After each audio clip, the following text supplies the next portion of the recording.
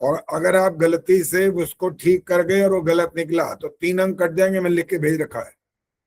इसलिए गलतबाजी मत करना, जल्दीबाजी नहीं करना, ध्यान से इस काम करना, साफ सुथरा एकदम सुंदर। आचार्य जी मुझे कुछ समय ज्यादा दे देना, क्योंकि मैं दोनों काम करूंगा। अच्छा ठीक है।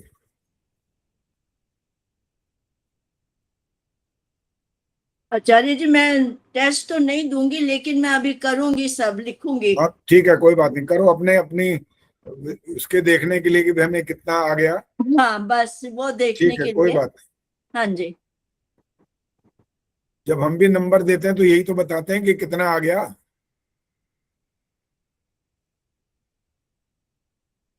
चंद्रकांता जी सोच रही है कि ये बात तो ठीक है आचार्य जी की, हम नंबर देते तब भी यही पता लगता है, अपने अपने नंबर दोगे तब भी यही पता लगता है। भाई अपने को तो खाली देखने के लिए कि मैं कितनी आगे बढ़ी हूँ कि नहीं बढ़ी हूँ, आपके साथ जुड़ गई हूँ, ये तो परीक्षा वही तो आपकी खाली मैं पहली हो रही अपना। है, इसमें आगे बढ़ने का कहाँ से हो गया अभी। ये वाली परीक्षा नहीं तो आपकी पहली परीक्षा है। ये दूसरी तीसरी होती तो तब समझते कि हाँ भाई आगे बढ़े हो कि नहीं बढ़े हो नहीं, इसके। वैसे भी जो आप सत्यार्थ प्रकाश का ये सब इसका ज्ञान वर्धन हो रहा है, इसलिए मैंने ज्वाइन किया है ठीक कि है ठीक है, मंत्रों कोई की। बात ठीक है। अब कैमरा तो ऑन रखो और माइक बंद करो। आपने अपना नाम, उम्र और स्थान लिख दिया होगा, और पहले मंत्र पाठ होने वाला है। मंत्र पाठ का नियम वही रहेगा, गलती हुई तो उसके लिए दान करना पड़ेगा। और जो हाथ खड़ा करेंगे उनमें से किसी एक का नाम मैं बोलूंगा, हाथ खड़ा कर दीजिए जो मंत्र बोलना चाहते हैं। नियम आपको पता लग गया अभी भी।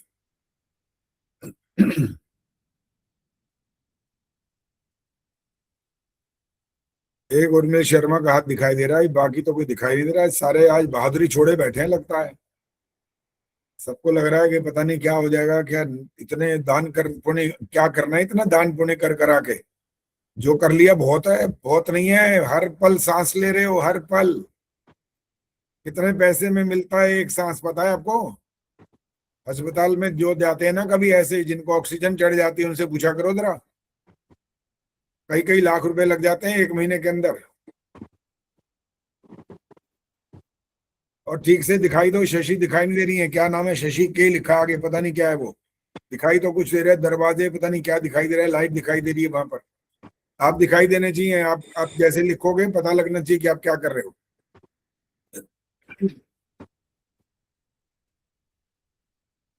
कोई और तो आज कोई बहादुरी दिखा नहीं रहा, ये क्या बात हो गई? हम तो सोच रहे हैं मंत्रों में आप पारंगत हो गए हो, ये तो एक ही हाथ दिख रहा है। पद्मा चावला जी ने भी हाथ खड़ा कर दिया।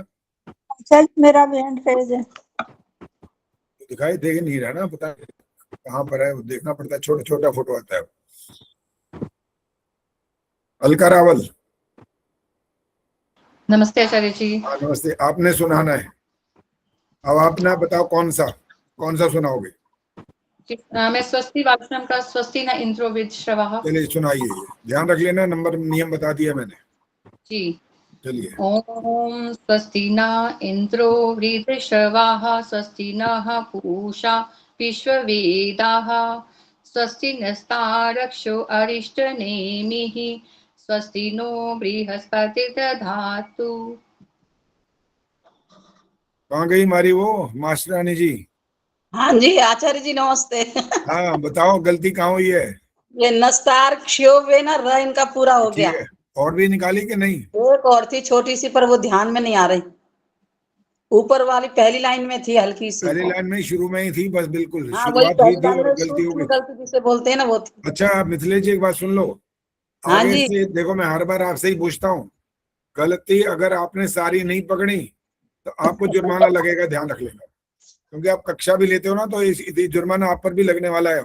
अगर गलती सारी नहीं पकड़ी तो इसे फटाफट नोट किया करो, कॉपी किताब सामने रखो, वहां पर निशान लगाओ पेंसिल से, फिर ये मत कहना मेरे को ध्यान नहीं रहा। इसलिए ध्यान रखना, इस बात का आपको दंड मिलने वाला है अगर गलती नहीं पकड़ोगे तो। अब अलका को पता लग गई होंगी गलतियां।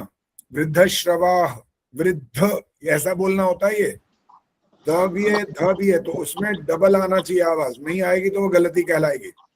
और ठीक है इन्होंने सर, ऐसे नस्तार कोशिश कर। यहाँ भी गलत हुआ, तो 2 गलतियां हो गई हैं। 2 गलतियों के 1000 रुपए नहीं है, ये गलती हुई बस दंड है उसके लिए, अर्थात आपको दान करना है। जी। अच्छा जी, अब आप नाम वाम सब लिख चुके हो ना, तो अब जरा तैयार हो जाओ। शब्द बोलने वाला हूं मैं। एक का तो सिर्फ माइक पे ऐसे कॉट लगा हुआ है, नाम नहीं आ रहा सामने, पता ही नहीं कौन है वो। गार्गी गुप्ता ने तो खोल रखी है, ये सारा दिख रहा है, नाम इधर नहीं दिखाई दे रहा है एक का। अच्छा इनका ही है, गार्गी गुप्ता की ऐसा आ रहा है, तो वहां पर क्रॉस है माइक के लिए, ठीक है। लो जी, पहला शब्द लिखिए। अब क्रमवार यही लिखना, अब क्रम जो रहेगा जो मैं बोल रहा हूँ यही रखना है। आचार्य जी एक रिक्वेस्ट है मेरी। क्या बोले? मेरी रिक्वेस्ट है, मेरा बीपी बढ़ा हुआ है, मैं थोड़ा देर से भेजूंगी, लिख अच्छा, तो लूंगी। ठीक ठीक है। जिसकी छोटी मोटी समस्या है मेरे को बताओ मत, थोड़ी देर बाद भेज देना। ईमानदारी पूर्वक करना है बस, ये काम ध्यान रख लेना।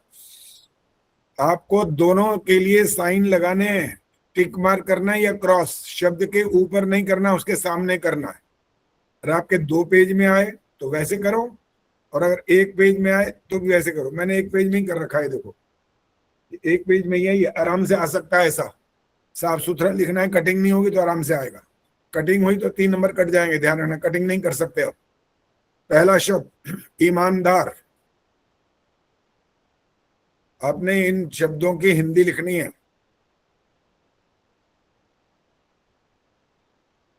शब्द दोबारा बोल रहा हूं, वैसे आप समझ आ चुके हैं कि बहुत प्रयोग में होता रहता है। ईमानदार, साथ साथ हिंदी भी लिखते जाइए बस।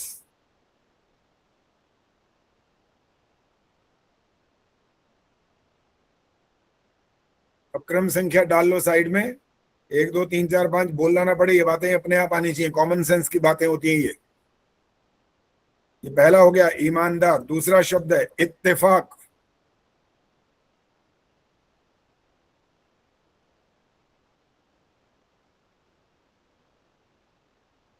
इत्तेफाक।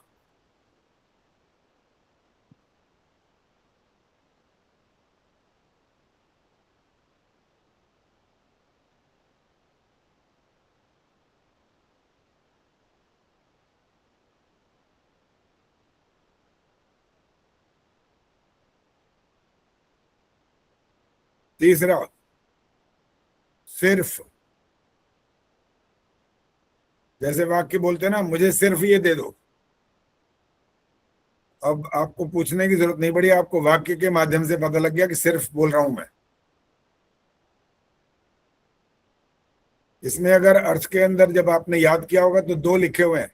आप एक भी लिखोगे तो भी ठीक है, कोई भी लिख सकते हो दोनों में से। दोनों लिखना चाहो तो भी लिख दो, अगर उसमें गलती होगी तो दंड मिल जाएगा। एक अर्थ लिखना चाहो, दोनों लिखना चाहो, आपकी इच्छा है। चौथा नंबर इस्तकबाल।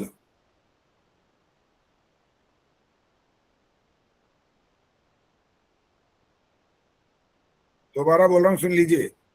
इस्तकबाल। क्रम संख्या ये 4 है, ये संख्या क्रम भी ठीक डालिएगा।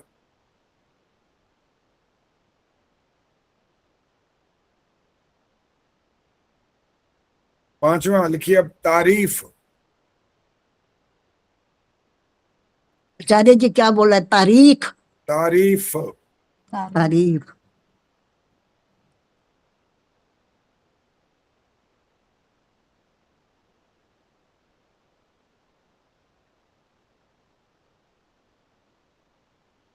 आचार्य जी तारीफ बोला है ना? हाँ जी, तारीफ। छठा इल्जाम।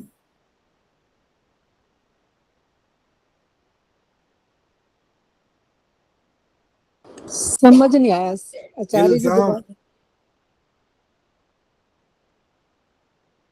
जब किसी को कहते हैं तुम पर ये इल्जाम लगाया गया है, वाक्य सुनने पर समझ में आ जाता है शब्द।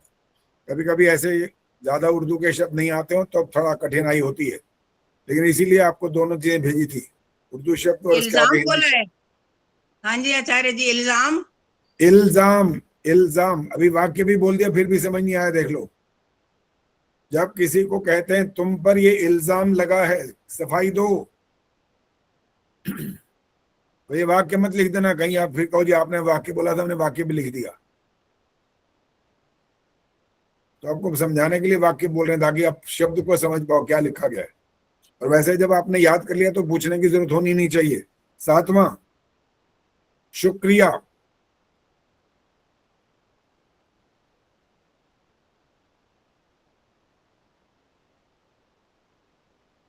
बाकी आप बोलते हैं अपने मित्रों को, बहुत बहुत शुक्रिया।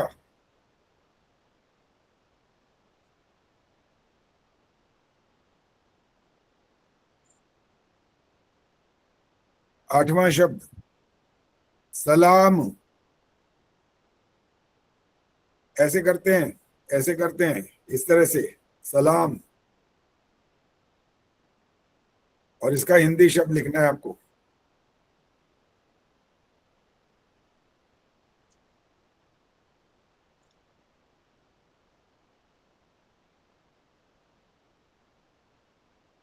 नौवां मशहूर।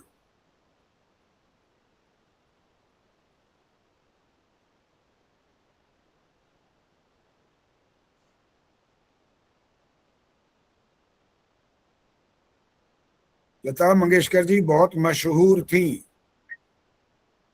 शब्द है मशहूर।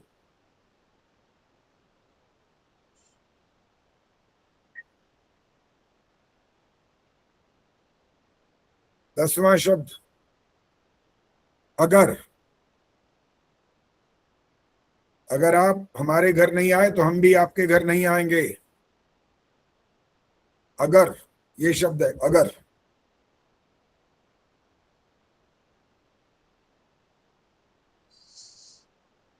आचार्य जी मगर है अगर है? जब मैंने वाक्य बोला था उसके बाद तो अर्थ समझ आना चाहिए ना। अगर आप हमारे घर नहीं आए तो हम भी आपके घर नहीं आएंगे।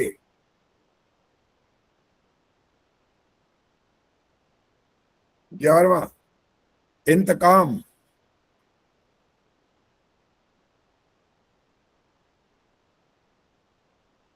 अब आप जैसे मैं आपको समझाते थे त थ द थ ना, ऐसा वाला डालो, वो डालो मत डालो, आपकी मर्जी है, यहाँ गलती नहीं मानी जाएगी। बिंदी लगाएंगे तो भी चलेगा, ना आधा लिख देंगे तो भी चलेगा। अभी हम संस्कृत वाली बात कर रहे होते तब आपको वहां पकड़ लेते, अगर बिंदी लगा देते तब वहां पर दंड मिल जाता। 12वां इज्जत।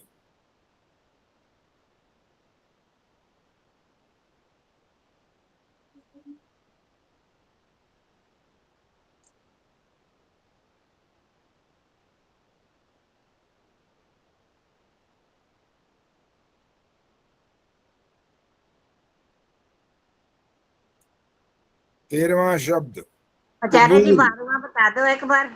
इज्जत।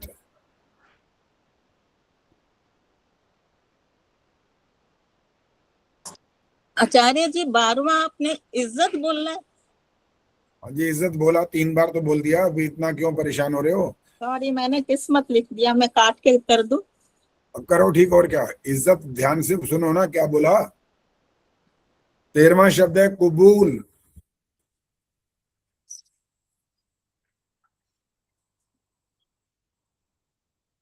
जब एक मत मतांतर वाले जो बाकी लोग होते हैं वहां पर बोलते हैं शादी कबूल, तो लड़की जवाब देती है कबूल।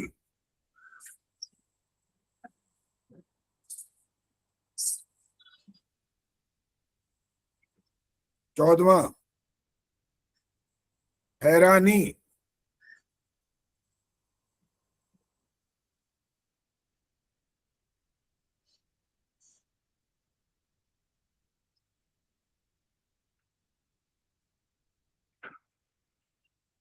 चौदवा शब्द बोला है हैरानी।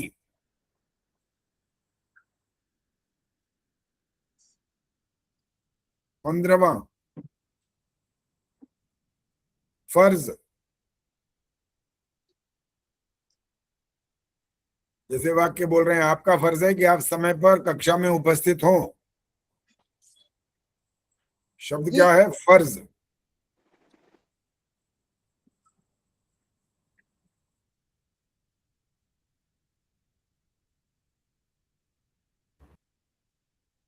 सोलवा शर्म। एक बच्चे ने गलती की तो उसकी मां बोली तुम्हें शर्म आनी चाहिए।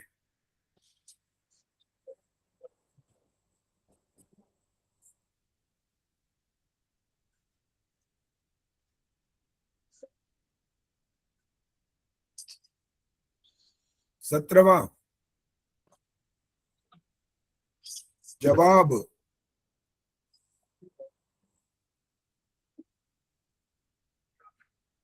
मैडम ने बच्चे से कहा जल्दी जवाब दो।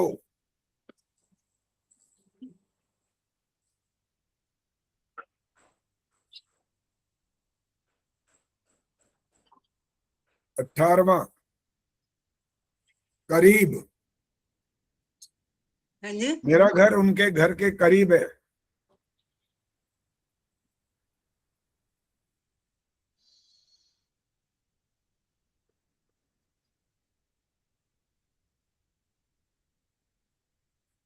उन्नीसवां, हकीकत। एक बच्चे का भी नाम था ये वाला, हाँ जी, हकीकत राय। ये बोलना नहीं होता।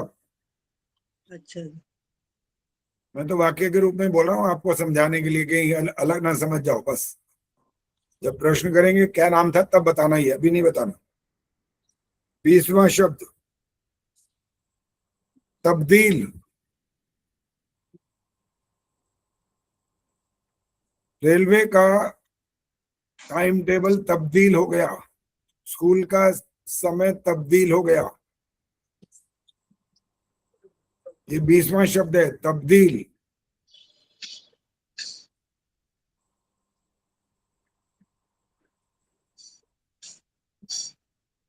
इक्कीसवां,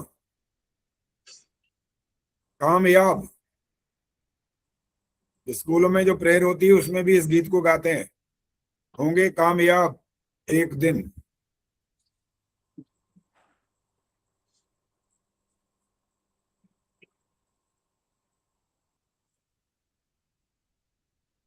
22वां, निकाह। ये फिल्म भी आई थी, इसका गाना था दिल के अरमां आंसुओं में बह गए।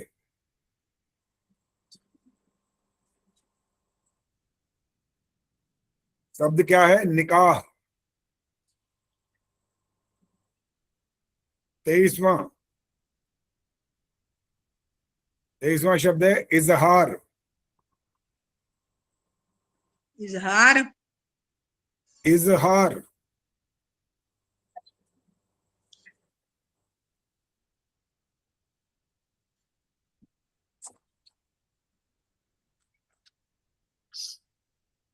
चौबीसवां,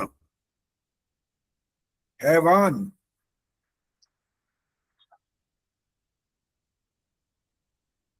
जब किसी दुष्ट को बोलते हैं ना, उसके लिए एडजेक्टिव लगाते हैं, तुम इंसान हो कि हैवान हो? शब्द है हैवान।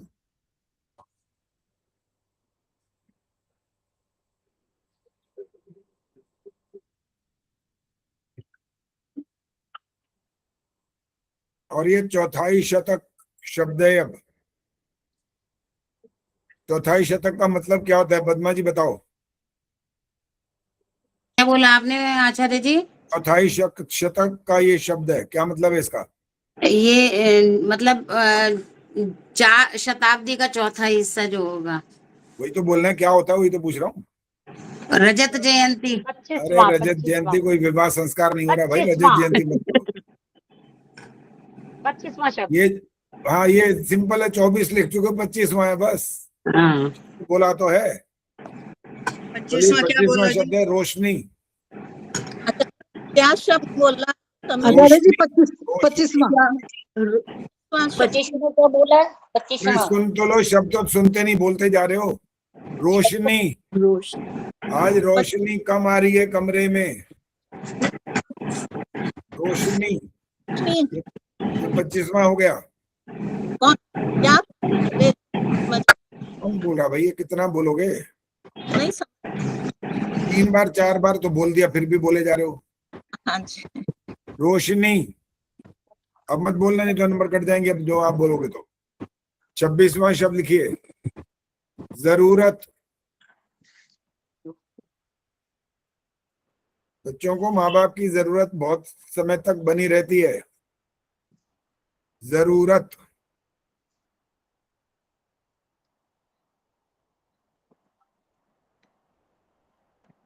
सत्ताईसवां, बेहद, थोड़ा थोड़ा अभी अभी थोड़ा आराम से। आराम से ही बोल रहा हूँ, बहुत समय दे दिया। 27वां है बेहद।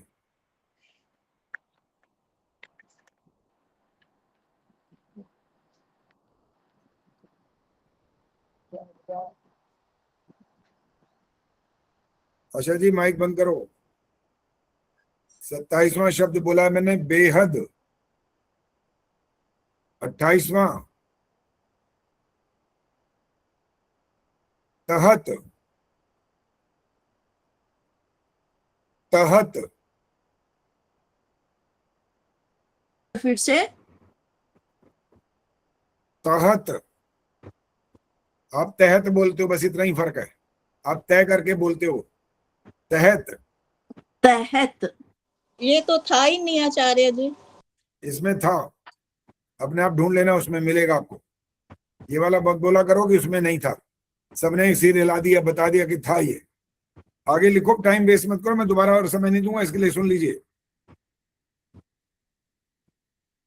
29वां लिखो मशरूफ।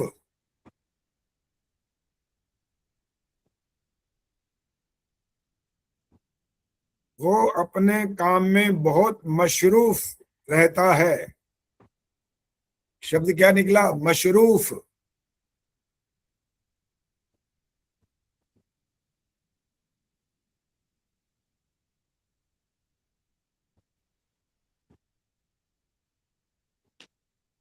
गार्गी गुप्ता बताएंगे कौन सा आएगा, कौन सा शब्द आएगा। नंबर क्या है, सीरियल नंबर? 30वां आचार्य जी। ठीक है जी, सब ध्यान रख लेना, 30वां ही बोल रहा हूं। आपने क्रम संख्या गलत नहीं लिखनी, ध्यान रख लेना। इसीलिए कटिंग के लिए मना किया। पिछली बार आपने यही किया था, कटिंग करी, नंबर पता नहीं कहां पहुंच गया। हमारे को चेक करने में दिक्कत होती है फिर। 30वां शब्द है आराम।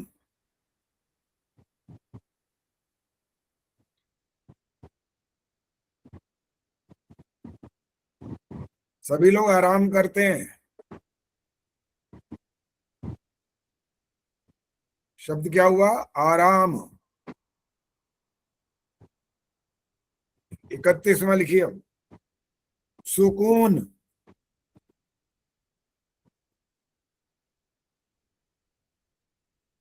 आज घर आकर बड़ा सुकून मिला।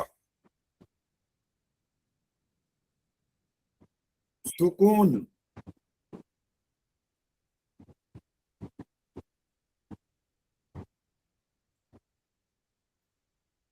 बत्तीसवां शब्द मुरीद।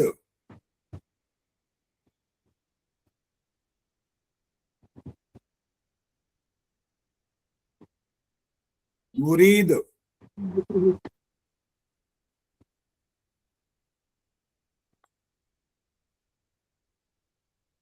हम विद्वानों के मुरीद हैं।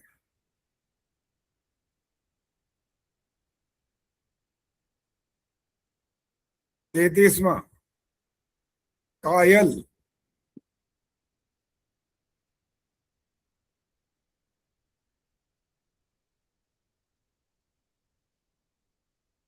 तैतीसवां महोदय। 33वां है कायल। मैं आपकी कला का कायल हूं।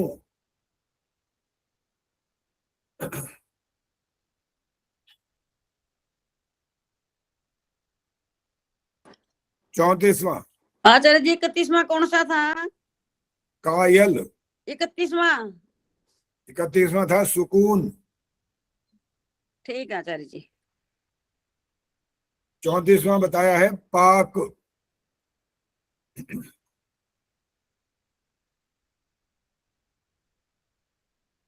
जो एक देश का नाम आगे स्थान लगता है। क्या महोदय, फिर से बोलिए। पाक। पाक। हाँ जी, एक देश के नाम में जुड़ा है ना ये नाम। हमारे हमारे पास पड़ोसी देश कितना प्यार करता है हमारे देश से। रोज आतंकवादी भेजता रहता है, यही काम है उसका। अगला है 35वां शब्द है हसीन।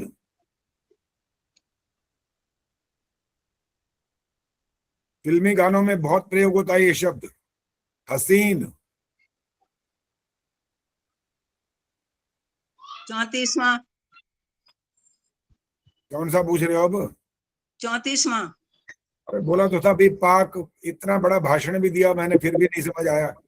अच्छा जी 36वां क्या बोला? अभी 35वां तक हो चुका है, बस 36वां बोला ही नहीं है। 35वां है हसीन। ये पूछा किसने है भाई? ये नंबर काटना शुरू करूं इसका मतलब? ये बोलते ही जा रहे हो, बोलते ही जा रहे हो धड़ाधड़।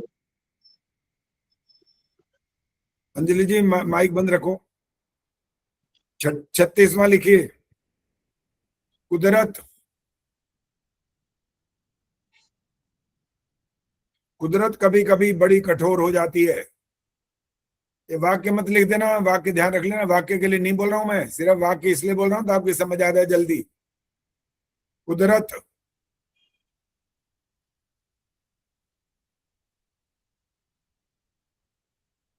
अब 37वां लिखिए, मुहैया।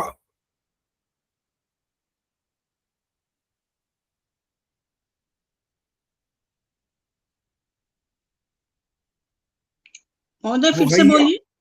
मुहैया। मुहैया क्या है? हम आपको कार मुहैया करा देंगे, आप आराम से आ जाओगे। मुहैया। 38वां, मेरे वाक्य बोलने के बाद कोई नहीं पूछेगा, ये ध्यान रख लेना। मैं वाक्य इसलिए बोलता हूं ताकि आपको और समझ में आ जाए अच्छी तरह से। 38वां शब्द मसीहा।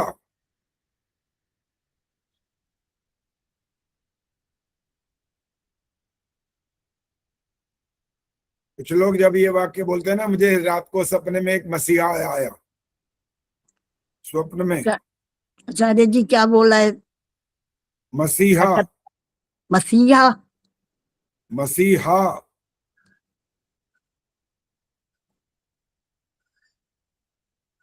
39वां लिखिए, खारिज।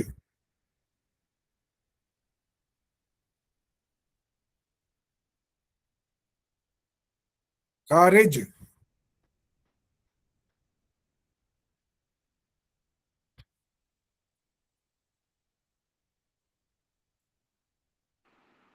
आचार्य जी समझ नहीं आया। खारिज। अब समझ नहीं आया तो आपकी गलती है, मेरी नहीं है। 2 बार 3 बार तो बोलता हूँ, इससे ज्यादा क्या करूं? स्पेलिंग थोड़ी बोलूंगा फिर ये क्या हुई, फिर शुतले काय का हुआ। 40वां शब्द लिखिए, जिस्म। जिसके अंदर हम निवास करते हैं। क्या जी? 40वां फिर से बोलिए। जिस्म। हाँ जी। अंजलि रोहतगी बताएंगी। जिसमें हम निवास करते हैं, जिसमें हम क्या होता है ये? हम आत्मा, शरीर। ठीक है बस। 41वां, बादशाह।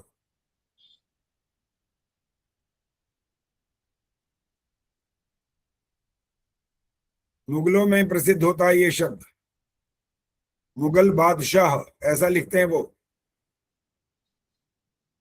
41वां हो गया। 42वां, रूह। रूह अफ़ज़ा पीते हो ना, ये रूह वो है ये। जी 40वां नहीं समझ आया। जिस्म। 40वां जी। अरे बता तो दिया, जिस्म बोला भी, ये भी जिस्म। अच्छा ठीक है जी, अब आ गया समझ।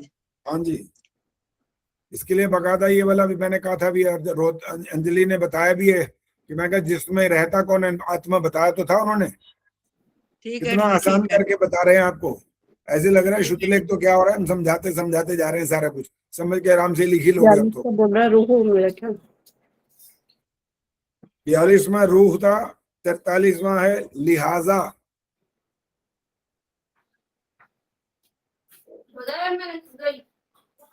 लिहाजा। माइक बंद करो गार्गी। आचार्य इतिहास, ये 43वां शब्द है, लिहाजा। आचार्य जी 42वां छूट गया। रूह। धन्यवाद। अब नंबर कटेंगे, धन्यवाद नहीं चलेगा। बार बार पूछते हो ना, नंबर काटूंगा अब। 44वां जश्न। पार्टी के लोग जश्न मनाते हैं उनकी, जब पार्टी जीत जाती है तो जश्न।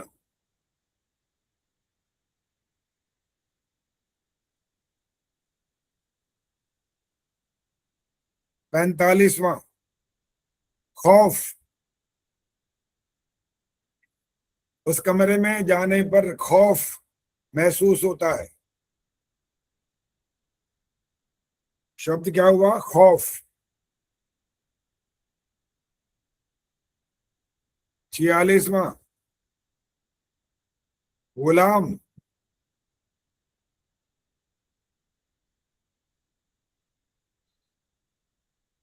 आचार्य जी गुलाम।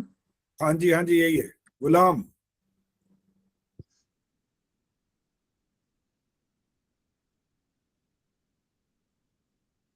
47वां हुक्म। मुझ पर हुक्म मत चलाओ। शब्द बोला मैंने, हुक्म।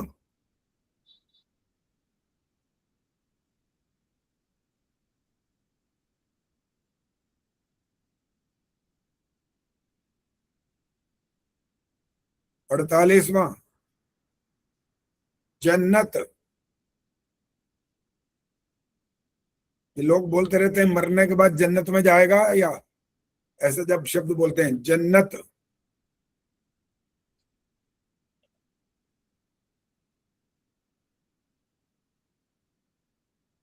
49वां बेकसूर।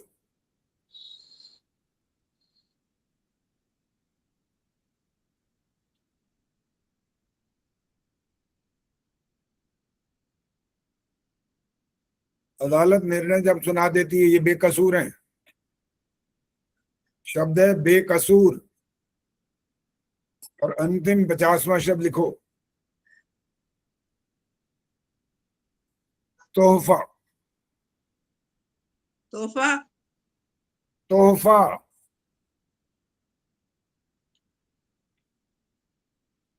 घर में बच्चे का जन्म होता है ना, तब भी कोई कहता है आज ईश्वर ने मुझे तोहफा दिया है। आचार्य तोहफा या तोहफा? तोहफा।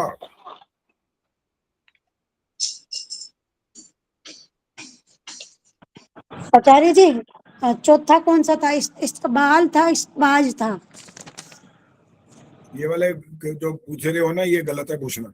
मैंने 3 बार बोल दिए, अब नहीं बोल सकते। अपने आप समझ के लिखो। वो सुना नहीं था।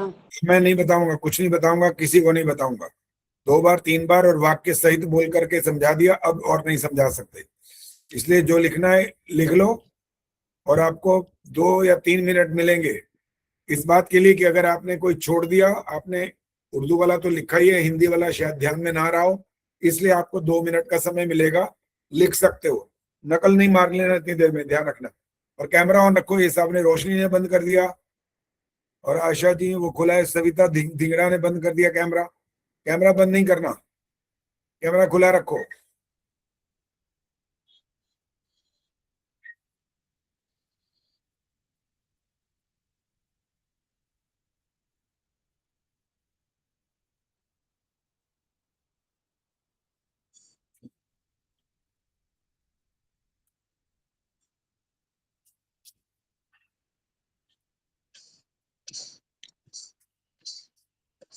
जिन्होंने बिल्कुल कोई अब काम नहीं करना वो कर चुके हैं, हाथ खड़ा करिए। हाँ जी। सुधीर ने हाथ खड़ा नहीं किया अभी तक। आचार्य जी मेरा खड़ा है। अरे बाबा ये मत बताओ, मैं तो ये देखूंगा ना जिसने नहीं किया। जो कर रहे हैं उनको थोड़ी पूछ रहा हूँ। महोदय एक शब्द मुझे समझ नहीं आया था, बेहद के बाद आपने सहद करके बोला था, वो क्या है शब्द? बोलिए। अब नहीं बोलेंगे ना, अब शब्द नहीं बोलेंगे। 2 बार 3 बार बोल दिया, वाक्य सहित सुना दिया, अब नहीं बोल सकते। अब तो आपको जितने नंबर मिलेंगे उतने पर्याप्त समझ लो बस। ठीक है, कोई बात नहीं महोदय। श्रुतलेख में जब बोला जाता है ना, तो वहां तो 2 बार भी नहीं बोलते, एक ही बार में लिखना पड़ता है। इंग्लिश की में डिक्टेशन बोलते हैं, डिक्टेशन भी जब बोली जाती है ना, तो वहां पर तो सेंटेंस भी बोलते हैं बकायदा पूरे पूरे। और सेंटेंस में भी इतना समय नहीं दिया जाता कि भाई ये उसका और व्याख्या की जाएगी वहां पर। ये गार्गी गुप्ता में कौन दिखाई दे रहा है अब? अच्छा, बेटी है यहाँ तो उनकी। गार्गी कौन है साथ में? बोल बोल बता, माइक ऑन करके बोलो, माइक ऑन करो। जी चलो भी बंद। ये बढ़िया काम किया भाई। हाँ ये बैठी है। अच्छा, तो ये श्रुतलेख किया आपने? आचार्य जी ये ना वीडियो भी ठीक से हो नहीं पा रही, कुछ प्रॉब्लम आ रही है। नहीं सुनाई नहीं दे रहा था या आप परीक्षा नहीं दे पा रहे, क्या कह रहे हो? मैंने परीक्षा नहीं दी। अच्छा नहीं दी, ओके ठीक है, जी आचार्य जी। ओके ओके, वो कोई बात नहीं, वो तो सबकी स्वतंत्रता है। हमें यहाँ कोई ऐसा बंधन नहीं है कि आपको परीक्षा देनी है। जो देना चाहते हैं दें परीक्षा, जो नहीं देना चाहते ना दें, कोई आपत्ति नहीं है। सिर्फ एक बात है, इसमें लाभ आपको ये होता है कि एक तो आपका रिकॉर्ड हमारे सामने आता है, आपके पास भी वापस पहुंचता है कि आपको कितने अंक मिले। दूसरा, फिर यहाँ पर हम पूरे वर्ष का लेखा जोखा करते हैं उनका पूरा। और तो मैंने तो 5-6 साल का पूरा ही बना रखा है। 7 जुलाई को सुनाया जाएगा आपने कितनी बार पुरस्कार लिए हैं, किसने का मतलब हर व्यक्ति का नाम नहीं आ सकता वहां पर। फिर तो ये सुनाते सुनाते ही पूरा समय समाप्त हो जाएगा। लेकिन जो मुख्य अर्थात ये मैंने भी लिख तो लिया, लेकिन याद नहीं है कि 15 से ऊपर के होंगे या 20 से ऊपर के जिनने पुरस्कार लिए होंगे इतने वर्षों में, या इस बार के ऐसे होंगे भी। मैंने लिखा सब कुछ है लेकिन अभी याद नहीं है। वो आपको 7 जुलाई को 8 जुलाई कह रहे थे, कौन कह रहा था? बुधवार 8 जुलाई का है। 8 का है भाई, देखना जरा, हिसाब किताब लगाओ फटाफट। जुलाई आचार्य जी 8 जुलाई है बुधवार। चलो हम इस बार 8 जुलाई को करेंगे, बुधवार को ही करेंगे, हमारा दिन वही होता है। तो आप उसी हिसाब से 8 जुलाई की तैयारी रखना। हम नहीं तो 7 जुलाई को ऐसे होता है स्थापना दिवस, हम उसको बदल देंगे, कोई बात नहीं। बुधवार का दिन तो कम से कम हमारा अपना ही रहेगा ना, इधर उधर आपको जाना नहीं पड़ेगा। वीरवार करेंगे तो आपको कि यहाँ जाना है वहां जाना है, फिर आप वंचित रह जाओगे हमारे कार्यक्रम से। चलिए, अब आपका ये लिखने का चेक करने का, अपने आप चेक करने का मतलब नहीं कि अंक लगाने का, अभी वो समय समाप्त नहीं हुआ, वो कार्यक्रम के बाद होगा। जब भी कार्यक्रम समाप्त होगा आपको चेक करने में 15 मिनट से ज्यादा नहीं लगने चाहिए। देखना है अपने शब्द, इधर उसका देखना है हिंदी में लिखा हुआ, टिक मार्क करना है या क्रॉस करना है, अंक लगाने, और बाद में अंक जोड़ने में भी गलती मत करना। और इसका भी तरीका बताता हूँ कैसे आराम से लगाने अंक।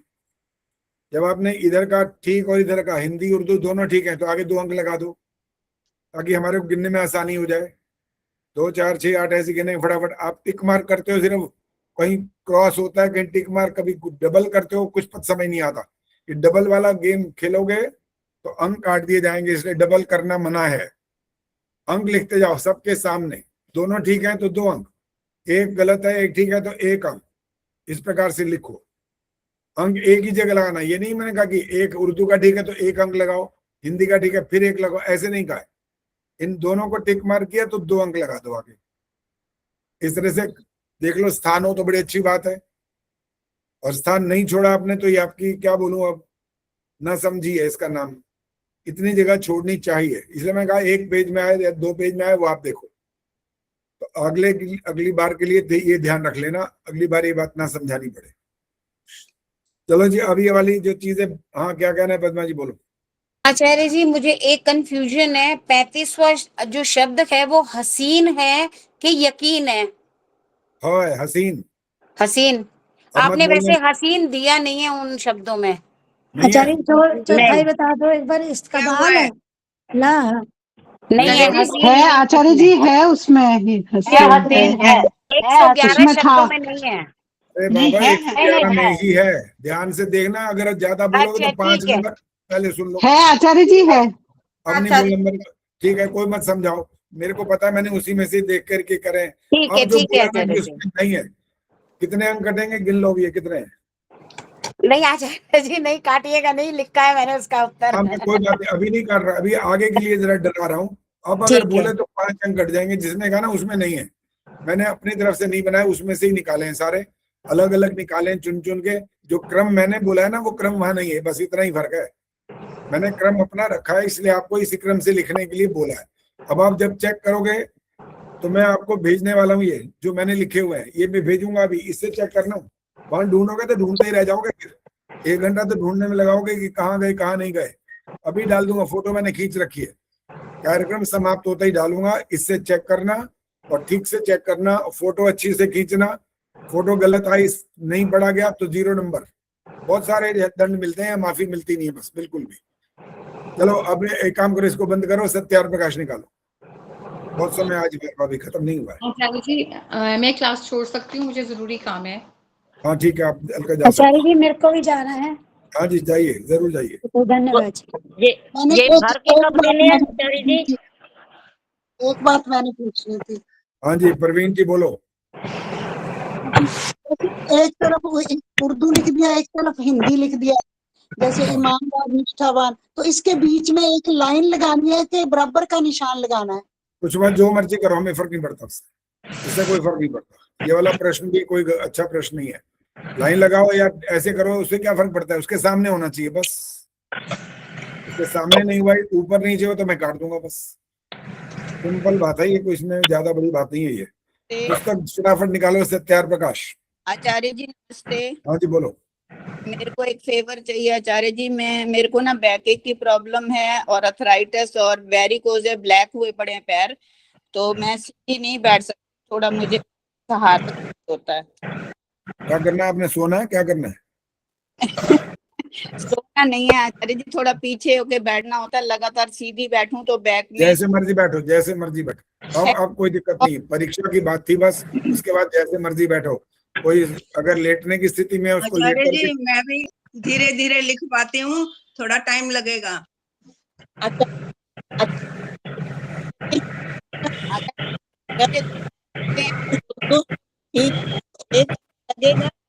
पुष्पा जी माइक बंद कर दो, अभी अभी आवाज नहीं आ रही है, छोड़ दो। ये कब तक लिख के भेजना है? सकते हैं। हेलो तो ये कौन बोल रहा है मुझे समझ ही नहीं आ रहा। मैं कहा हाथ खड़ा किया करो तो मैं आचार्य बताऊंगी बोल कौन रही थी मैं, ये कब तक लिख के भेज देना है? अभी 3 कौन बजे बोल रहा है? सकते हैं। जो कैमरा ऑन नहीं करेगा मैं जवाब नहीं दूंगा।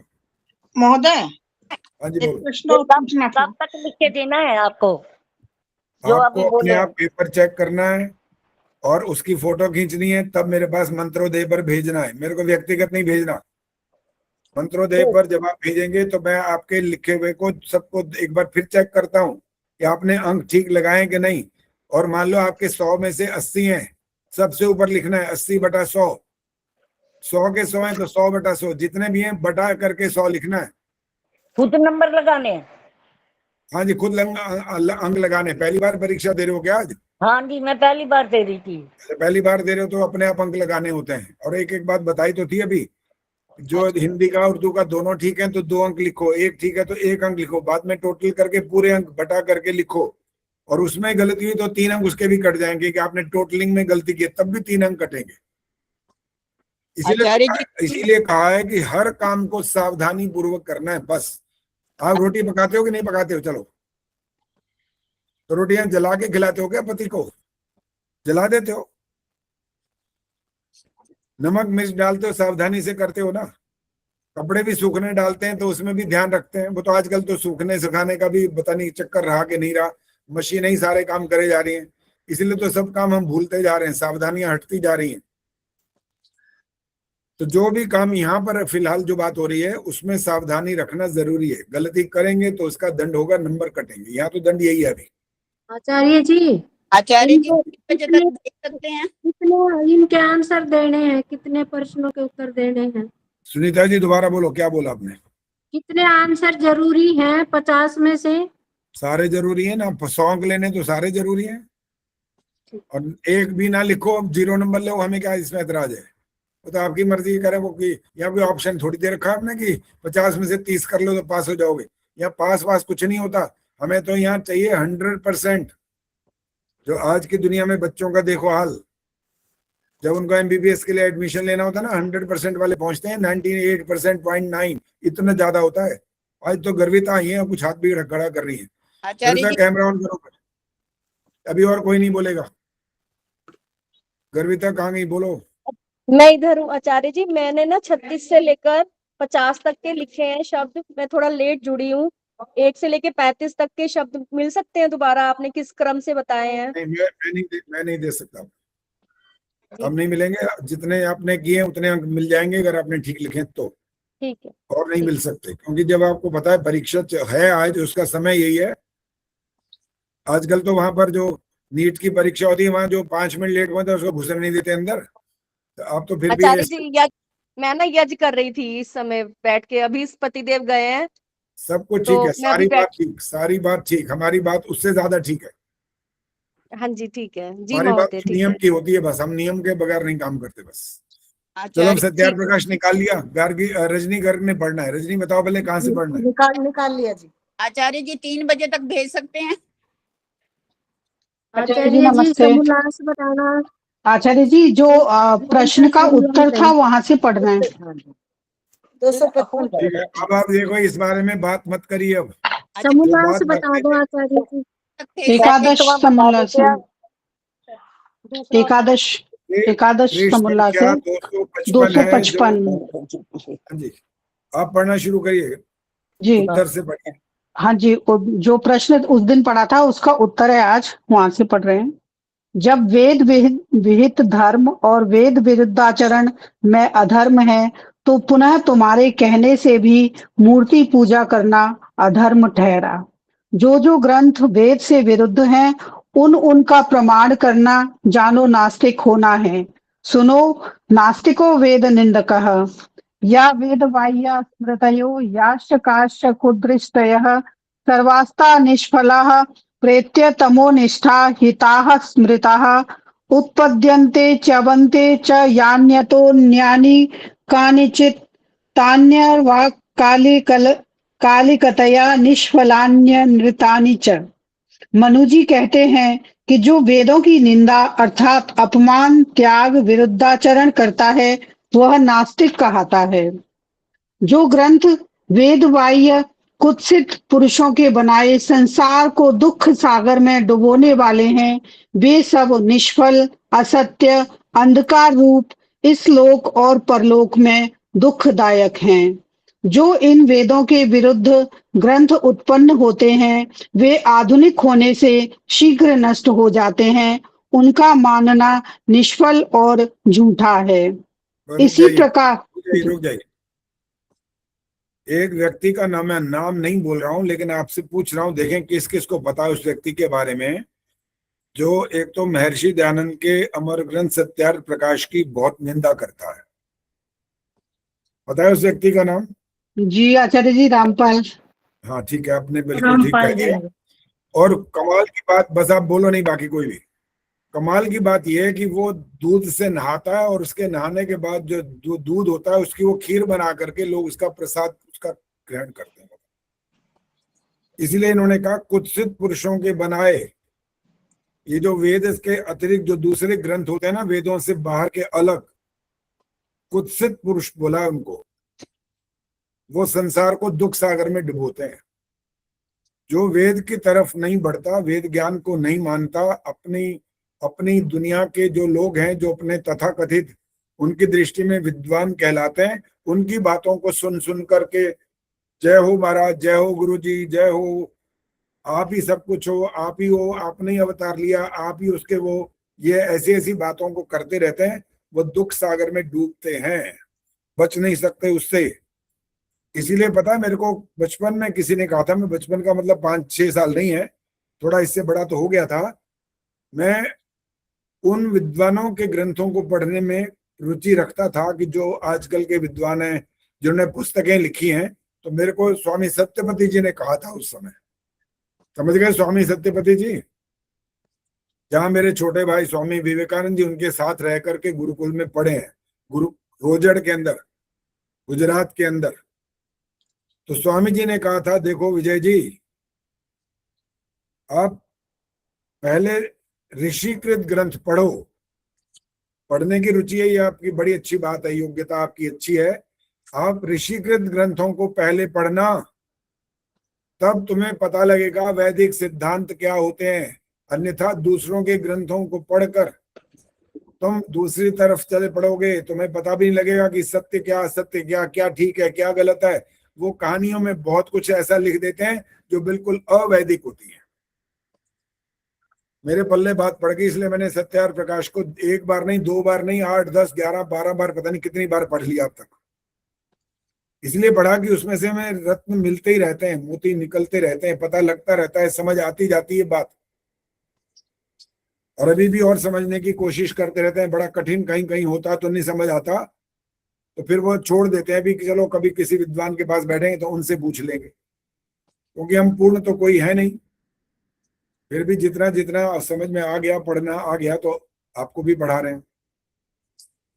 तो आपको भी ये ध्यान रखना है कि अगर आपने घर में, वैसे तो मुझे उम्मीद कम है कि स्वाध्याय का कोई नियम बना रखा हो, एक पुस्तक रख रखी हो और उसको आप निरंतर पढ़ते रहते हो। हमारे घर में तो स्वाध्याय का नियम ये बन गया था, बचपन की बात बता रहा हूँ, जब बहुत छोटे थे, 5वीं 6वीं पढ़ते थे, तो वैदिक विनय करके पढ़ते थे। उसमें मंत्र होता था ऊपर, शब्दार्थ, और उसके बाद उसकी कुछ कुछ व्याख्या होती थी, वो हम उसको पढ़ते थे। वो भी बहुत अच्छे से समझ में आता था। और हमें बोलने का अभ्यास पिताजी ने यूं करवाया, अब पुस्तक बंद कर दो, अब बोलो, अब बताओ तुमने क्या पढ़ा। कई बार तो 2 थप्पड़ पड़ जाते थे, अच्छा ये पढ़ा तुमने आज, क्यों नहीं सुनाया? जो तुमने खुद पढ़ा है, किसी और ने तो पढ़ा नहीं, खुद पढ़ा। और अब उसको पढ़ने के बाद उसकी समरी करके थोड़ा 2 4 5 1 मिनट ही बोल दो चलो।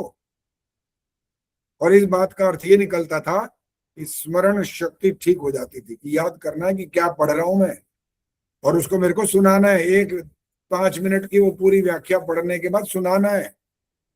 तो इससे 2 लाभ होते थे कि एक तो ज्ञान बढ़ता था, दूसरा अभ्यास हो जाता था बोलने का, कि परिवार के सामने तो बोलना सीख जाए कम से कम, फिर समाज के सामने भी बोलने का अवसर आ जाएगा कभी।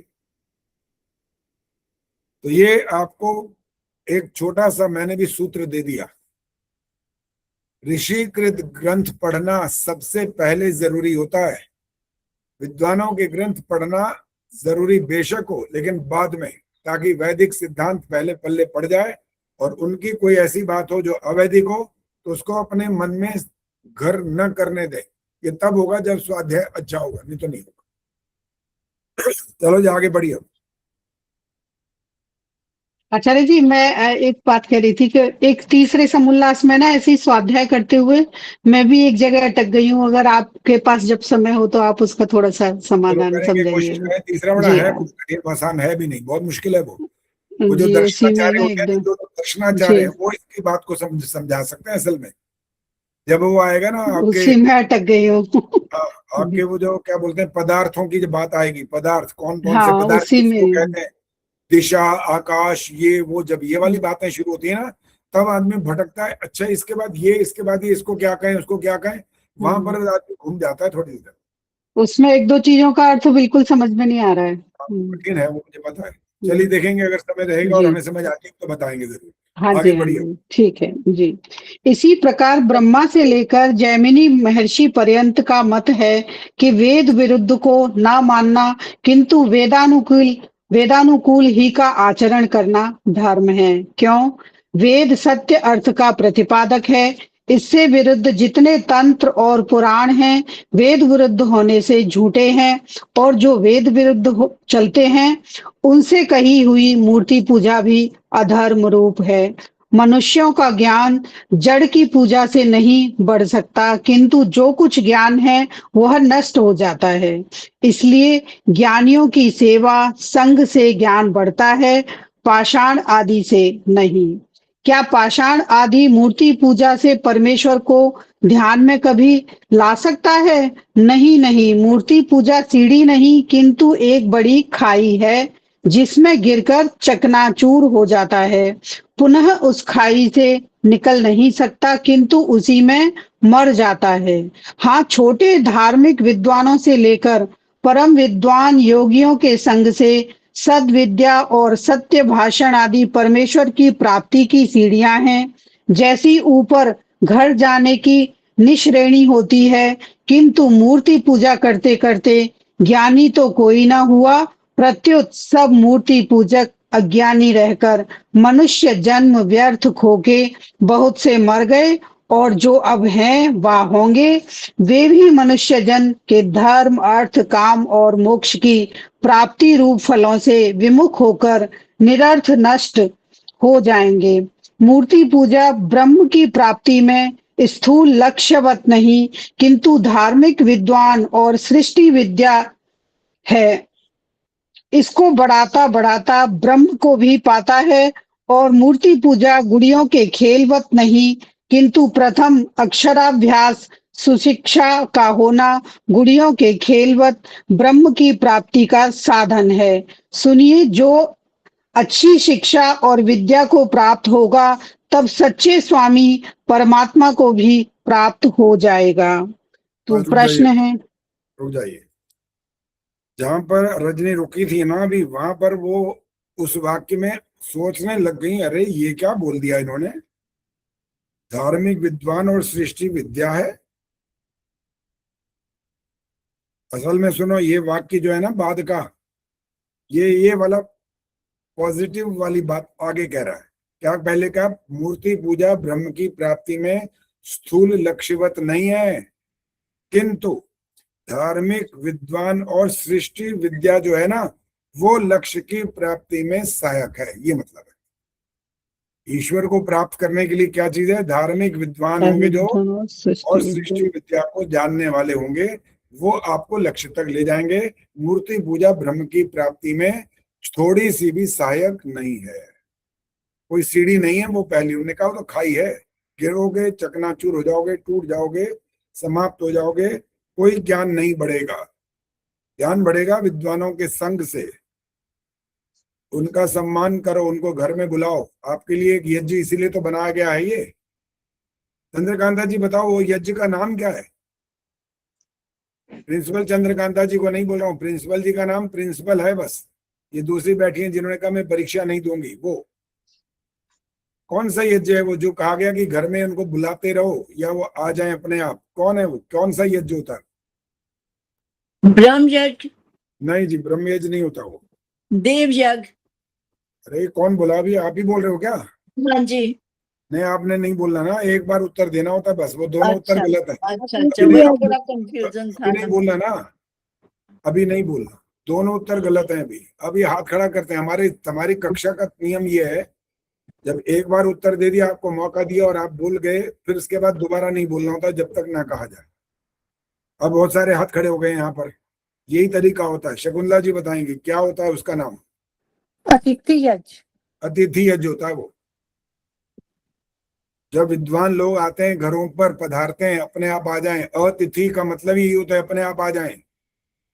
आप बुलाओगे तब भी अतिथि होंगे वो भी। अतिथि माने क्या होता है? विद्वान। अतिथि माने वो नहीं होता गेस्ट कि हमारा पड़ोसी है उसको कहा चलो जी आज हमारे घर आना, चाय इकट्ठे पियेंगे, अतिथि है। कोई अतिथि नहीं है वो। और आपके रिश्तेदार जब आते हैं वो अतिथि नहीं होते। अतिथि वो भी गेस्ट हो सकते हैं, हमें कोई आपत्ति नहीं, मेहमान हो सकते हैं वो विद्वान यानी वो अतिथि नहीं हो सकते। इसलिए अतिथि का जब आप पूरा व्याख्या देखोगे ना सत्यार प्रकाश में, वहां पर लिखा है वो कैसा होना चाहिए। वेद विद्वान होना जरूरी है वो, और वो आ करके रोटियां खा करके न चला जाए केवल। वो और क्या करे ये बताएंगी सुनीता। हाँ जी सुनीता जी, जिनके पास बच्चा है शायद कोई गोद में, वो बोली। हाँ ठीक है, बात खड़ा किए, वही बोली। अब क्या करे वो अतिथि आकर? माइक ऑन करके बोलना है, माइक ऑन करा करो। हाँ ये याद रखना होता है, जब नंबर आ जाए ना तब पहले हाथ यहाँ आगे यूं कर लिया करो कि भाई माइक ऑन करना है। बोलो। अतिथि भोजन के लिए। क्या बोला? भोजन के लिए, भोजन खाना। खाने खाने के लिए आता है मतलब ये है। और अब नहीं बोलना, अब औरों का मौका आएगा। हाँ जी कृपा शर्मा बोलिए।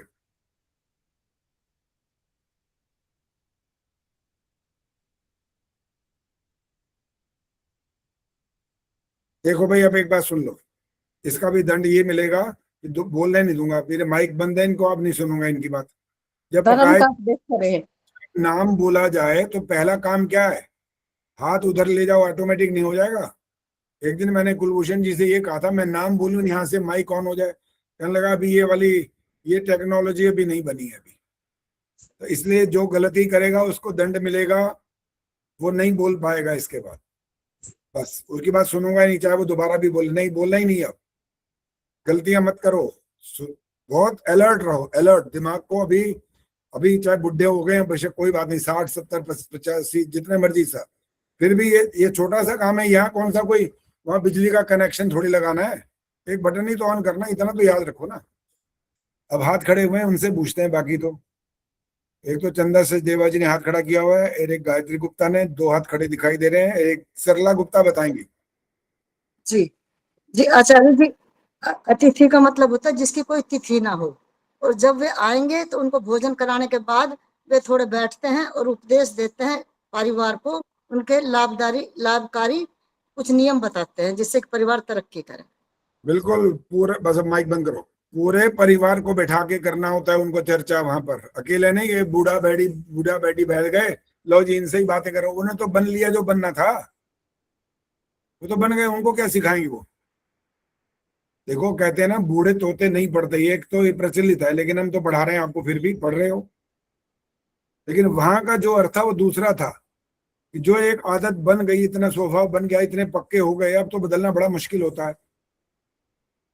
तो हमने उस अतिथि यज्ञ के अंदर ये वाला कार्य ये समझ करके करना है कि विद्वान अतिथि घर पर आए, उनका सत्कार करो, सेवा करो, भोजन कराओ, दान दक्षिणा करो, और वो उसके पश्चात आपके परिवार के साथ बैठ करके वो सारी बातें करेंगे, बच्चों सहित।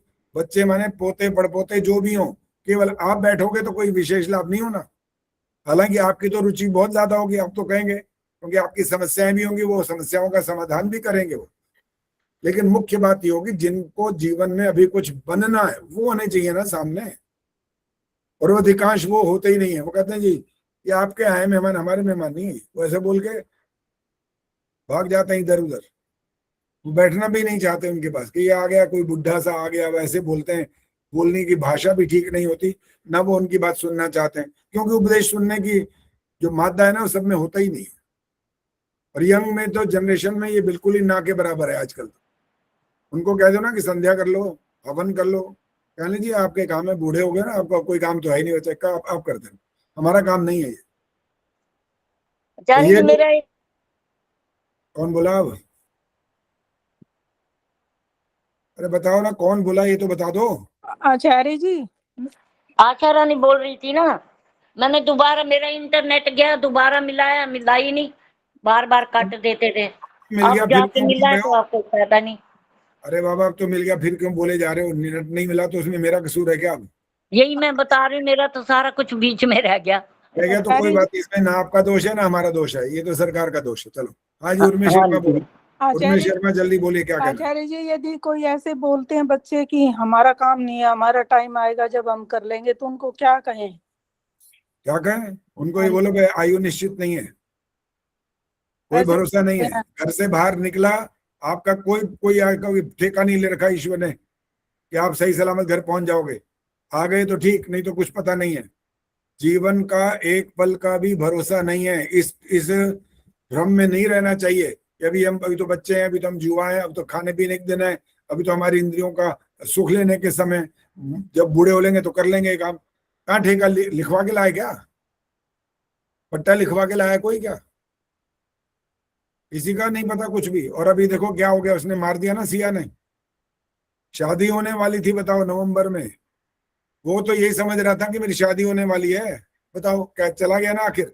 हम ये नहीं कह रहे गलत हुआ सही हुआ, इसका निर्णय नहीं हो रहा, सिर्फ ये हो रहा है कि सामान्य रूप से जब देखेंगे तो उसने बहुत गलत किया, ये वाला सबके दिमाग में बात आती है। लेकिन उसके जीवन का तो अंत हो गया कि नहीं हो गया? कहाँ था? मतलब पट्टा लिखवा के लाता तो होता ना, 70-80 साल तक तो चला जाता फिर।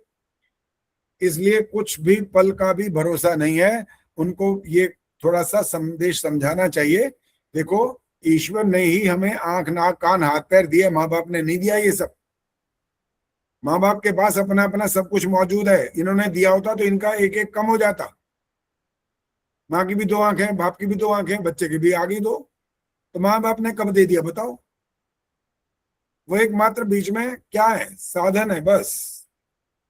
ईश्वर ने उस जीव के कर्म का फल देने के लिए माता पिता को चुना है, और ये व्यवस्था उसने बनाई है कि बच्चे को, उस आत्मा को ये कर्म का फल देने का तरीका इसके माता पिता का चुनाव, वरना ऊपर से थोड़ी फेंकेगा किसी को।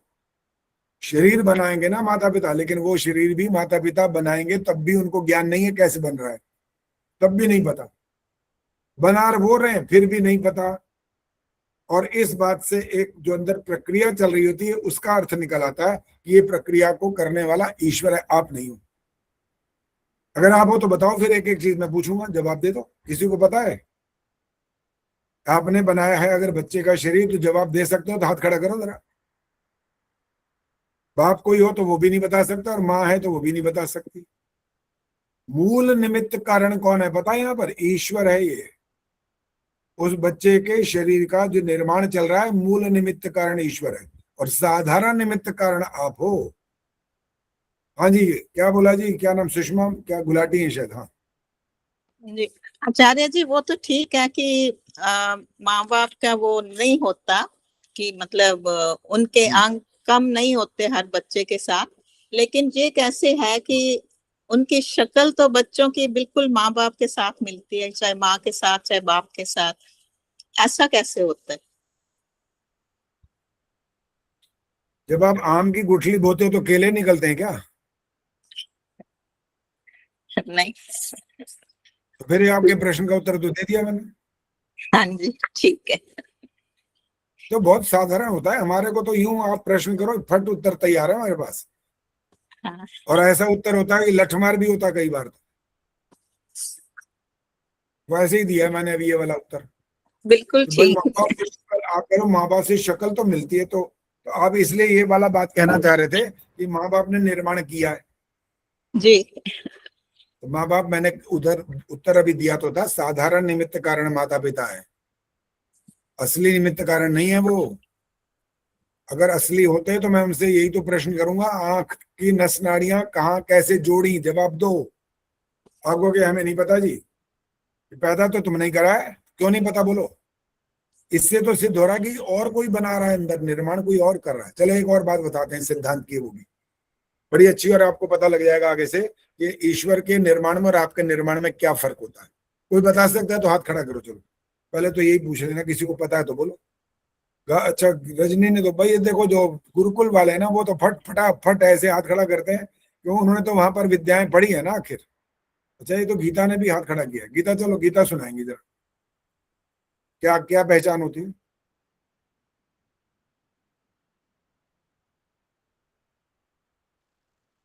आचार्य जी, ईश्वर निर्माण करता है तो उसमें श्वास भी डालता है, मनुष्य श्वास नहीं डाल सकता। ईश्वर निर्माण करता है तो क्या करता है? सांस डालता है। सांस सांस कह रहे हो?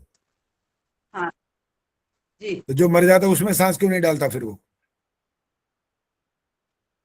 ईश्वर ही डालता है, मनुष्य नहीं डाल सकता। अरे मैंने प्रश्न अगला कर दिया, उसका उत्तर दो ना। तो ईश्वर ही सांस डालता है तुमने बोला, तो जो मर जाता है ईश्वर तो वहां क्यों नहीं डालता फिर? है उत्तर? अब नहीं उत्तर। आचार्य जी, एक प्रश्न मैं ये पूछ रही थी कि शादी के जोड़े अभी ईश्वर नहीं, बना के भेजता है या? अभी नहीं पूछना ऐसे प्रश्न, अपने आप मत करो। उसके लिए अलग हाथ खड़ा करना। अभी तो हमने जो प्रश्न किया पहले उसका उत्तर चाहिए, उसके बाद देखें क्या हो आपका प्रश्न। समय होगा तो जरूर पूछ लेंगे, उसका उत्तर देंगे फिर। गर्विता क्या उत्तर देना चाहती हैं? पहले तो प्रश्न के लिए अभी रजनी ने तो हाथ खड़ा कर रखा है अभी भी। चलो रजनी बताओ क्या आचार्य जी, मैंने भी हाथ खड़ा कर रखा है। मैंने बोलना मना है, ऐसे बोलना मना है। मैंने भी हाथ खड़ा कर रखा, हाथ खड़े रखो बस। और अगर एक कोई आचार्य जी, उत्तर दे रहा, ठहर जाओ रजनी, रुको। जब कोई उत्तर देने लग जाए ना, तब हाथ नीचे कर लिया करो, खाम में हाथ मत थकाओ। और जब ये उत्तर के लिए मैं संतुष्ट हो जाऊं तो आगे उत्तर देने की जरूरत नहीं है। और अगर उत्तर में भी लगता है कुछ कमी है तो फिर कहूंगा फिर हाथ खड़ा कर लो, तब हाथ खड़ा करना। अभी क्या जल्दी हो रही है? रजनी बोलो। आचार्य जी, जब मनुष्य कोई चीज बनाता है तो वो बाहर से बनाता है, वो बढ़ती हुई चीज दिखती है, लेकिन जब ईश्वर कोई चीज बनाता है तो वो अंदर से बनाता है और वो कभी चीज बढ़ती हुई हमें दिखती नहीं है, उसकी जैसे ये रचना अंदर से होती है। बिल्कुल, ये मैंने ही बताया था कि पहले पता था? ये बता। आचार्य जी, आपने भी बताया है और एक दो जगह उपदेशों में भी सुना है, तो ये पक्का हो गया है बिल्कुल, और देखते भी हैं इस चीज को, देखो जब महसूस भी करते हैं। आम निकल रहा होता है, आम पैदा होता है, फूल आता है, उस पर धीरे धीरे बढ़ना शुरू होता है। तो बाहर से आकर के कोई किसान लगाता है कि इतना बड़ा आम हो जाता है? वो तो नहीं करता ना, अंदर हो रहा है निर्माण। और हमारे शरीर के अंदर भी पेट में जब है बच्चे का जन्म होने की बात आती है, वो कहाँ से, बाहर से आप पैदा थोड़ी करते हो, तो पेट के अंदर ही ये पैदा होता है, वहां से बढ़ना शुरू होता है। और आप जब मनुष्य की जब निर्माण की बात करें, वो जब ईंट पत्थर से मकान बनाता है, वो बाहर से जोड़ता जोड़ता जोड़ता भवन बना देता है। कितने मंजिल बना ले, बस बनाता है, कार बनाता है, स्कूटर बनाता है, घर बनाता है, इंस्ट्रूमेंट बनाता है, घड़ी बनाता है, चीजें बनाता है, इंसान बनाता है। ये बाहर से ही जोड़ता है, अंदर से अपने आप थोड़ी उगती है। ये पहचान होती है, ईश्वर की पहचान है, अंदर से निर्माण करता है। और जो आचार्य जी मुझे कुछ संशय था, पूछना था इसी में। हाँ बोलो बोलो, चलो पूछो। अब मेरा जो जवाब था आचार्य जी, मैं गलत हूँ, मेरा तो गलत हो गया। मैं तो ये सोच रही थी कि ईश्वर जो बनाता है कुछ भी, तो उसमें किंचित मात्र भी कोई गलती नहीं होती, सेम वैसा का वैसा। जबकि मनुष्य निर्माण करेगा तो उसमें कहीं न कहीं कमी ज्यादा हो जाती है। इसमें अभी गलती और परफेक्शन वाली बात नहीं थी, सिर्फ निर्माण की बात थी। निर्माण की बात है, ईश्वर कैसे निर्माण करता है और मनुष्य कैसे निर्माण करता है, इसमें क्या अंतर होता है। वो भी आपने जो गलत, वो नहीं है कि वो परफेक्शन होता है ईश्वर के कार्य में और हमारे काम में गलतियां होती रहती हैं। घर गए, किसी ने बड़ा अच्छा फ्लैट खरीदा, ये किया वो किया, पर्दे लगाए, सब कुछ किया, वो शीशे विशे परा मार धाड़ दुनिया भर का सब ठोक ठाक दिया, और जाने वाला कहता है ये कॉम्बिनेशन गलत है, अच्छा नहीं लग रहा। बेचारे ने लाखों करोड़ों खर्च कर दी और ये अभी क्या, अभी भी खुश नहीं हो रहा, कहने लगा ये इसमें ये कॉम्बिनेशन ठीक नहीं है। अभी भाई हर एक की पसंद अपनी है भाई, तो वो ठेकेदार लग रहा है इस बात का कि कॉम्बिनेशन नहीं है, उसकी मर्जी है, जो मर्जी करे वो। तो हमारे निर्माण में और ईश्वर के निर्माण में बहुत अंतर होता है। और उसकी सृष्टि की जब बात करते हैं तो आपके वेद मंत्रों में जो संध्या आप करते हो, वहां पर सारी व्यवस्था बताई गई है, कैसे कैसे कैसे किसका निर्माण करता है, और ठीक निर्माण करता है, वैसा का वैसा करता है। एक अच्छा चित्रकार भी हो ना अगर, और उसको बोलो ये लो चित्र बना दिया आपने, बहुत बढ़िया, ये चित्र मैंने अपने पास रख लिया, ऐसा एक और बनाओ, 100% वैसा नहीं बनेगा। कलर में फर्क, आकार प्रकार में फर्क, टेढ़ा मेढ़ा सीधा सब कुछ कुछ ना कुछ होगा, नहीं बना सकता वो। क्यों? हम क्या हैं, हम क्या हैं जिसकी वजह से ये गलती होगी। सुषमा, क्या नाम है इनका, सुषमा के आगे भूल, बजाज, हाँ बोलो, क्यों नहीं होगा बिल्कुल वैसा का वैसा? आचार्य जी एक बात मैंने बिल्कुल नहीं बोलना, मैं ऐसे नहीं बोलने देता, अपने आप तो ऑन करना ही नहीं है, जिसका नाम है वो बोलेगा। नमस्ते आचार्य जी। बोलो। मेरा भी यही उत्तर था कि जो ईश्वर बनाता है वो संपूर्ण होता है, लेकिन मनुष्य। प्रश्न तो आगे चल पड़ा, उसके बाद वाला उत्तर देना था ना, वहां कहाँ अभी तक अटके पड़े हो? अगला प्रश्न शुरू हो चुका है, वो बताना था। अब तो अब नहीं बताना, माइक बंद करो। हाँ जी वंदना जी, ध्यान मग्नो बड़ी ऐसे, पता नहीं कहाँ देख नमस्ते रही। आचार्य जी। ध्यान हाँ। मग्न में इसलिए हूँ क्योंकि मैंने हाथ बहुत पहले से खड़ा किया हुआ था, नंबर अब आया है। अच्छा चलो, हाथ हो मैं- गया। यहाँ पे फिलहाल सुनो, हाथ नहीं दिखाई दिया यहाँ पर, क्योंकि आप अगर नहीं, ऐसे हाथ आचार्य खड़ा जी जब ये सिया वाला चल रहा था तब मेरा प्रश्न था देखो, ऐसे हाथ दिखता है, ऐसे नहीं दिखता। बोलो अब, चलो जी क्या प्रश्न किया मैंने, बोलो। जी, तब मेरा ये था कि वो जो मृत्यु हुई है तो उस मृत्यु को क्या कहेंगे, वो अकाल मृत्यु है या उसके लिए क्या कहेंगे कि उसको जो उसका फल मिला? हाँ प्रश्न आ चुके हैं, चलो कोई बात नहीं, समाधान कर देते हैं आपने, क्योंकि ऐसा प्रश्न क्या है, ये जरा ज्वलंत प्रश्न है, दुनिया के दिमाग में ज्यादा घूमता रहता है ये वाला प्रश्न, और इसी को लोग जो आप शब्द बोले यही बोलते रहते हैं। बोलो अकाल, ये बोलते हैं, अकाल मृत्यु जी अकाल, ये बोलते हैं ना। अभी आप माइक ऑन रखो, आपसे ही बात करते रहेंगे अभी। जी आचार्य जी। जी ले जाओ, और प्रश्न करूं तो उसका उत्तर दे देना। ये अकाल मृत्यु किसने निश्चित की थी? आचार्य जी, ये तो अब हम यही कह देते हैं कि उन्होंने ऐसे कर्म किए थे, उसकी वजह से उनका ऐसा मिला है, लेकिन मैंने प्रश्न जो किया उसका उत्तर चाहिए बस। जी प्रश्न ये किया, अकाल मृत्यु किसने निश्चित की थी? उनके कर्मों ने। कर्मों को भी और स्पष्ट करो, क्या मतलब निकला? कि उनके जो पूर्व कर्म थे कि उनका आपस में इस तरह से संबंध होना था एक दूसरे के साथ, और इस तरह से उनका जो है सब गोलमाल उत्तर है ये वाला जो दुनिया करती है ना, गोलमाल वही कर रहे हो जी अभी भी। जी आचार्य जी। ये वैदिक ज्ञान नहीं है ये वाला, यही गोलमाल सारी दुनिया करती है, अपने आप को जी आचार्य घुमाती रहती है, जी। दुनिया को घुमाते हैं, जी टोपियां पहनाते रहते हैं सब लोग। बोलना नहीं, अभी सुनते रहो बस, बीच में नहीं बोलना होता, जब मैं बोलूं सिर्फ सुनो। वो एक दूसरे को टोपियां पहनाते रहते हैं, मतलब होता है ज्ञान नहीं देते, उल्टी सीधी बात करते रहते हैं, घुमाते रहते हैं इधर से उधर, असली बात पर आते नहीं है वो, उनको आता नहीं ना असल में ये वाली ज्ञान की बात। जब मैंने पूछा किसने अकाल मृत्यु निश्चित की, तो उत्तर देना पड़ेगा कुछ ना कुछ तो, गलत दो सही दो, लेकिन उत्तर दो, किसने निश्चित की।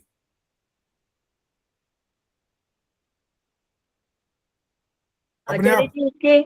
जी उसके जो कर्म थे उन्होंने उसके अच्छा हिसाब से कर्म उसको थे, रुको रुको, कर्म थे का मतलब समझाओ, क्या मतलब। अ, थे का मतलब पता है क्या निकलता है, जी पिछले जन्म में पहुंच गए आप। कर्म थे का मतलब तो यही होता है, इस जन्म की बात कर रहे होते तो ये करते थे का वाक्य नहीं बनता तब, जी इसलिए आचार्य जी यही मैं भी इसमें भ्रमित हूँ, इसलिए ही जानना चाह रही हूँ। सुनो सुनो, इसीलिए यही बात जो थे वाली और ये घुमाने वाली चलती रहती है ना दुनिया के लोगों को, वो उनको आता ही है, इसके अलावा कुछ आता नहीं है। वेद पढ़ा नहीं, दर्शन पढ़े नहीं, शास्त्र पढ़े नहीं, विद्वानों का संग किया नहीं, कोई अच्छे ग्रंथों का पाठ पठन किया नहीं, किसी से सुना कुछ नहीं, बस दुनिया ने बोला हाँ जी बिल्कुल, वो हो इसकी तो लिखी हुई थी, यही बोलते हैं। उसके बाद भगवान ने लिखी थी, यहां आकर के और एक वाक्य जोड़ते, भगवान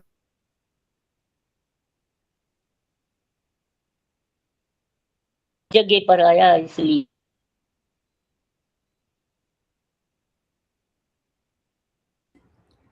आशा रानी जी अपना माइक ना बंद रखो, बार बार मत खोलो उसको। आचार्य जी का नेट चला गया था। आप धैर्य रखिए, आएंगे आचार्य जी, सबको पता है।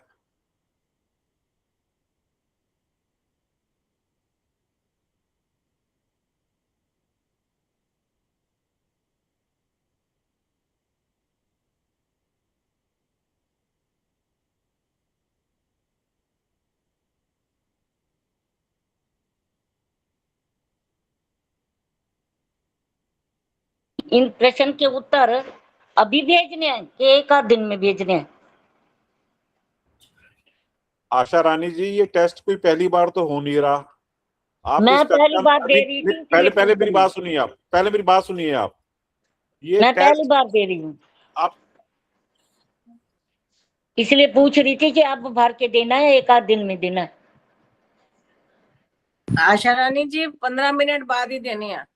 15 मिनट बाद देना है, अच्छा तो मुश्किल होगा। एक दो है प्रश्न वो भी नहीं लिखे गए थे, दूसरा नहीं लिखा गया, सातवां भी नहीं लिखा आचार्य जी गया। अपने माइक देखेंगे, कर दीजिए आप। उसको देखकर नंबर देने हैं आपको, चेक करके फिर भेजना है। माइक बंद रखो सभी, रिकॉर्डिंग हो रही है।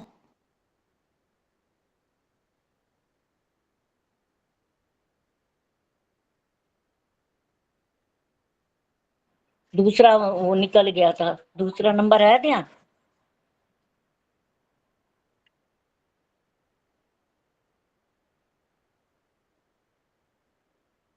अब समय भी हो गया है, शांति पाठ करके समापन कर देते हैं।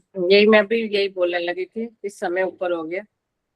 सुनो टेस्ट हो गया है, मैं तो टेस्ट? ऐसे ही नहीं, आप कहाँ गए हुए थे? मुझे तो ध्यान ही नहीं आया कि आज टेस्ट है। टेस्ट हो गया, बस शांति पाठ करके अब समापन करते हैं। चलो ठीक है, कोई बात नहीं, नहीं दिया तो। पद्मा दीदी आप शांति पाठ करा दो।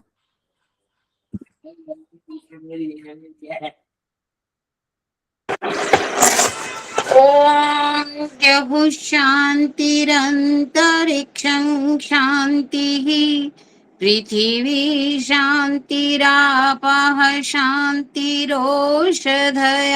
शांतिः वनस्पतयः शांतिर्विश्वे देवाः शांतिर्ब्रह्म शांतिः सर्वं शांतिः शांतिरेव शांतिः सामा शांतिरेधि ओम शांतिः शांतिः शांतिः। बोलिए सच्चिदानंद भगवान की जय हो। जय हो। बोलिए सत्य सनातन वैदिक धर्म की जय हो। मर्यादा पुरुषोत्तम श्री रामचंद्र जी की जय हो। योगी राज श्री कृष्ण महाराज की जय हो। स्वामी विरजानंद जी की जय हो। महर्षि दयानंद सरस्वती जी की जय हो। देश पर बलिदान होने वाले वीर वीरांगनाओं की जय हो। भारत माता की जय हो।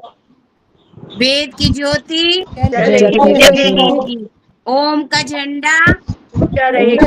रहेगा, आर्य समाज अमर अमर रहेगा। रहेगा, सत्यार्थ प्रकाश रोज बढ़ते बढ़ेगा। रहेंगे और अमर भी रहेगा। प्रणव ध्वनि